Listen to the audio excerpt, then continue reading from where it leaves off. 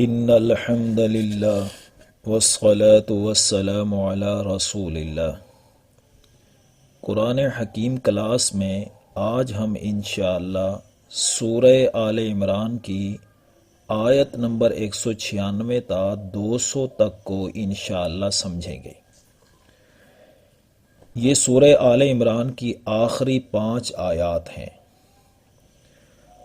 آخری 5 آیات پر گفتگو کرنے سے پہلے ذہن میں رہے کہ اس صورت میں اہل کتاب یعنی یہود و نصارہ اور مشرکین کا ذکر ہوا اور اہل ایمان کا بھی ذکر ہوا۔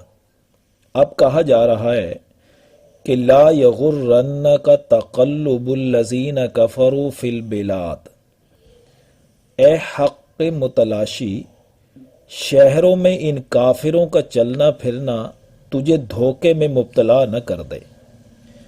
ان کی ڈپلومیٹک ایکٹیویٹی، ان کا معیشت پر قبضہ تمہیں دھوکے میں نہ ڈال دے اور تم ان سے متاثر اور مرعوب نہ ہو جانا، کیونکہ متاع قلیل، یہ تو بس تھوڑا سا فائدہ ہے، چند روزہ بہاریں ہیں۔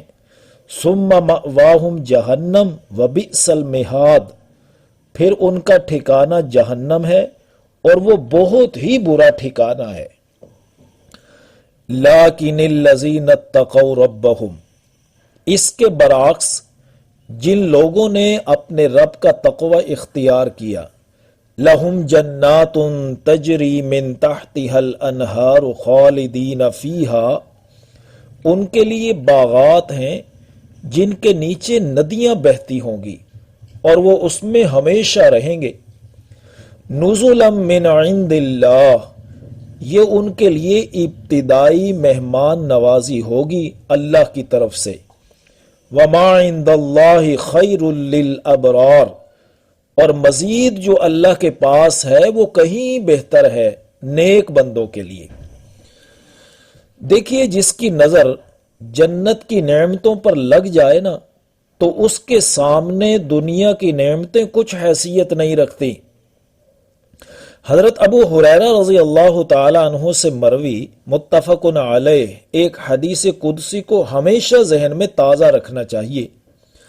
رسول اللہ صلی اللہ علیہ وسلم نے فرمایا، قال اللہ تبارک و تعالی اعددت لعبادی الصالحین ما لا عین رأت ولا اذن سمعت ولا خطر علی قلب بشر، کہ اللہ تبارک و تعالیٰ کا فرمان ہے کہ میں نے اپنے صالح بندوں کے لیے جنت میں وہ کچھ تیار کر رکھا ہے جو نہ تو کسی آنکھ نے دیکھا اور نہ کسی کان نے سنا اور نہ ہی کسی انسان کے دل میں اس کا خیال تک گزرا۔ اگلی آیت دیکھیے، وَإِنَّ مِنْ أَهْلِ الْكِتَابِ لَمَنْ يُؤْمِنُ بِاللَّهِ، اور بے شک اہل کتاب میں سے ایسے بھی ہیں جو اللہ پر ایمان رکھتے ہیں۔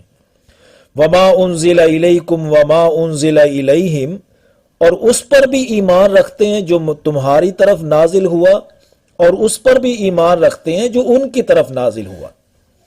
یہ دیکھیے، اللہ تعالیٰ پر حقیقی ایمان کے یہی نتائج نکلتے ہیں کہ اللہ تعالیٰ اگر تورات نازل کر دے، انجیل نازل کر دے، اس پر ایمان لاتے ہیں۔ اگر اللہ تعالیٰ قرآن نازل کر دے تو اس پر ایمان لے آتے ہیں۔ خاشعین للہ، وہ اللہ سے ڈرتے رہتے ہیں۔ لا یشترون بآیات اللہ ثمنا قلیلا، وہ حقیر سی قیمت پر اللہ کی آیات کو فروخت نہیں کرتے۔ اولئک لہم اجرہم عند ربہم، یہی وہ لوگ ہیں جن کا اجر ان کے رب کے پاس محفوظ ہے۔ ان اللہ سریع الحساب، بے شک اللہ تعالی جلد ہی حساب کر دیں گے۔ اب آخری آیت مبارکہ بڑی اہم اور جامع ہے۔ اس آیت میں اہل ایمان کو جو 4 حکم جاری فرمائے جا رہے ہیں وہ پوری صورت کے خلاصے کے طور پر بیان کیے جا رہے ہیں۔ دیکھیے، یا ایھا الذین آمنو، اے ایمان والو، اصبروا وصابروا، خود بھی صبر کرو اور مقابلے میں بھی صبر کرو۔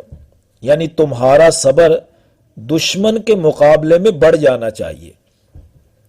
اگر دشمن ثابت قدمی سے صبر سے آگے بڑھتا ہے تو تمہاری ثابت قدمی دشمن سے بڑھ جانی چاہیے، تبھی تو تم حقیقت میں اللہ کے فرما بردار اور وفادار ثابت ہوگے۔